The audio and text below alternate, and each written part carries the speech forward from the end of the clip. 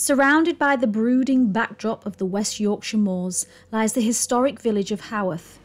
Although only small in its way of size, this charming place has its fair share of ghostly tales and hauntings. Famous for being the home of the literary Bronte family, the ghosts of Branwell and Emily are frequently spotted on and around the cobbled streets.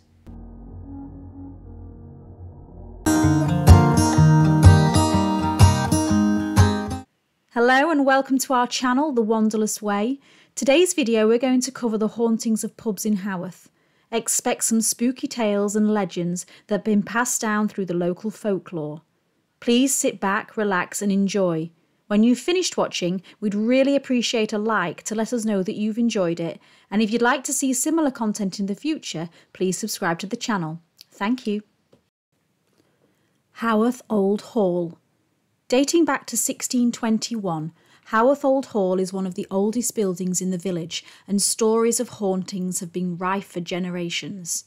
Formerly a Tudor mansion, the Old Hall is now a typical country public house and inn that stands at the bottom of Haworth Main Street. It was saved from destruction in 1966 by coach builder Thomas C. Whittam, when, after years of neglect, the property had been condemned. Beneath the old plaster, stone Tudor doorways and fireplaces were revealed. Author Halliwell Sutcliffe believed the hall's cellars were used as a monk's burial ground in the days when the Old Faith ruled England. The remains of a male skeleton, thought to have been a monk, were supposedly found walled up near the left-hand side of the main doorway. Visitors have often complained of an icy cold atmosphere here, even during the height of the hottest summers. With a rumour of underground passages that run from the cellars of this old building to the nearby church, it has been reported that more ghostly monks are said to flitter for all eternity along these routes.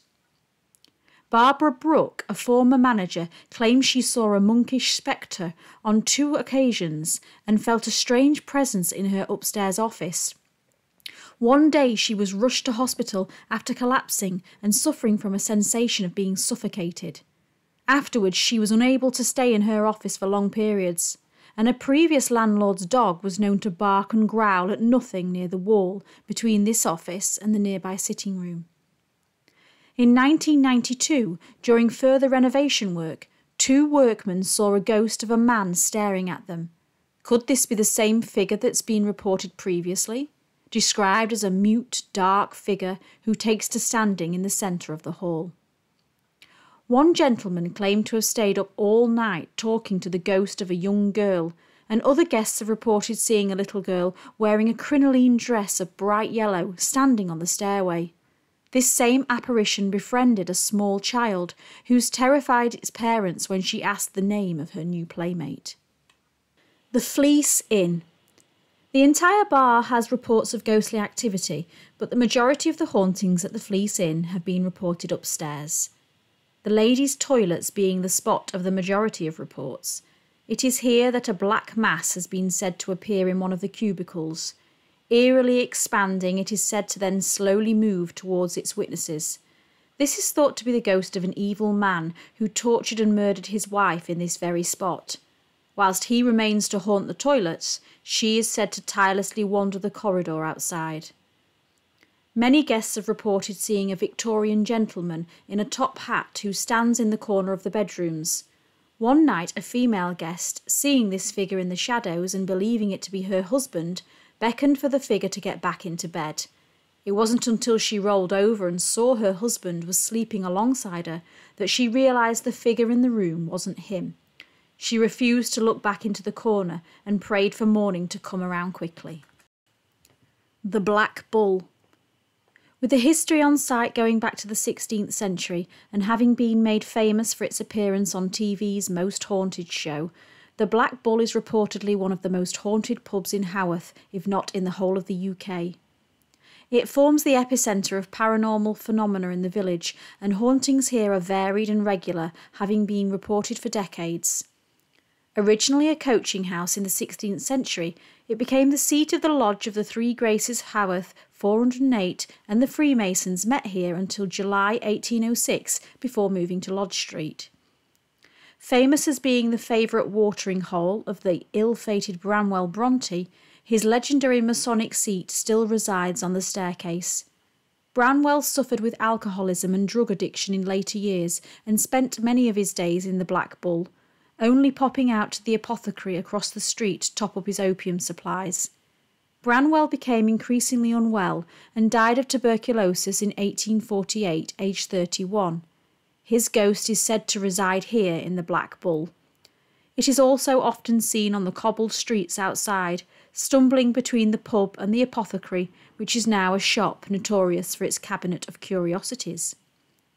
Branwell's violent drunken outbursts were no secret to other drinkers at the Black Bull, and they became quite used to his temper. It is believed that Branwell's spirit is responsible for the glasses and ashtrays that are thrown around the bar. The ghostly apparitions of two men, always sitting at the same table and quarrelling, are often spotted by guests and staff. One of them is wearing casual attire, whilst the other is dressed in finery, including a jacket and a top hat. One afternoon, the bar staff and a family of a little girl witnessed her offering sweets to an unseen guest, exactly where the two men are usually seen.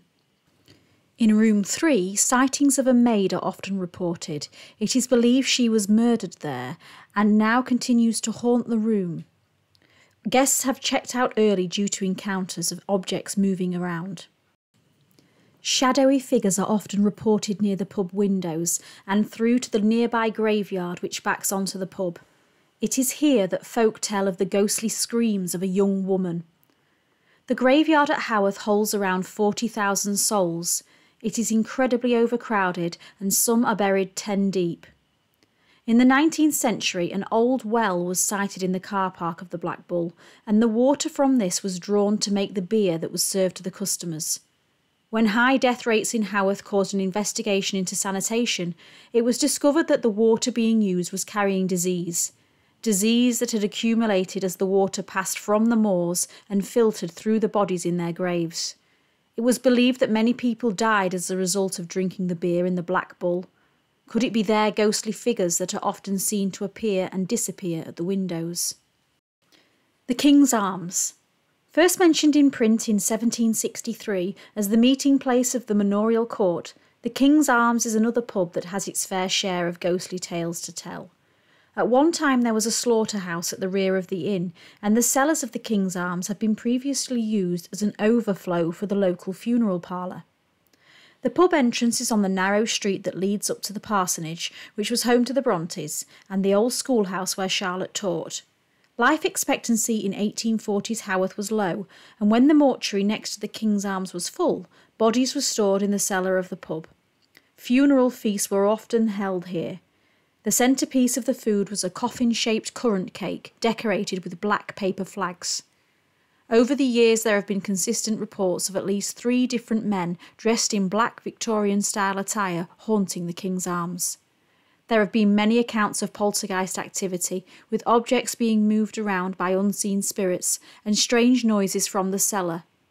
Organised paranormal events have taken place here in the past, with participants recording several incidents. Dating back to the 1750s, the White Lion was built to service the new turnpike road across to Colne in Lancashire. In the 1820s, William Garnett, the innkeeper, would serve the Reverend Patrick Bronte local ale for a modest fee. The pub's most famously haunted by the ghost of intrepid parachutist Lily Cove. In the year of 1906, Lily was the main attraction at the Haworth Gala. It was here at the summer gala that she was to ascend in a gas-filled balloon to a height above the crowd and then jump, landing with the use of a parachute. On the Saturday of the gala, there were problems with the balloon and it was postponed. On Monday, the 11th of June, they tried again and were successful.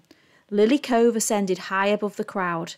However, very soon after, she got into trouble, somehow becoming separated from her parachute, hitting the ground below. While still showing signs of life, she was rushed back to the old White Lion and was laid upon the bed. Sadly, it did not end well for Lily, and she died shortly after arriving in the room.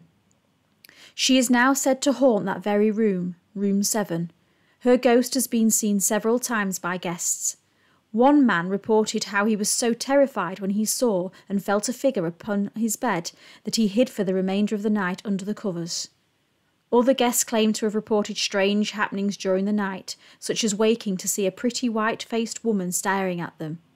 Locals have also reported sightings of Lily, especially on the anniversary of her death.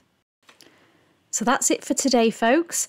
It is inevitable with the sheer number of deaths in such a small town that the village and pubs of Haworth are so famously haunted, and you can find many local ghost walks and tours available if you want to visit.